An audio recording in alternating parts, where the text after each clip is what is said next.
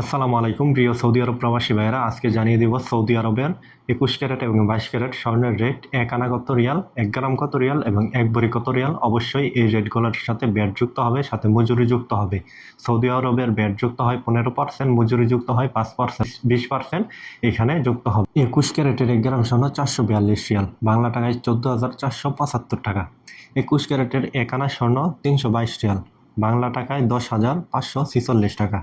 21 ক্যারেটের 1 ভরি স্বর্ণ 5,155 রিয়াল, বাংলা টাকায় 1,68,826 টাকা।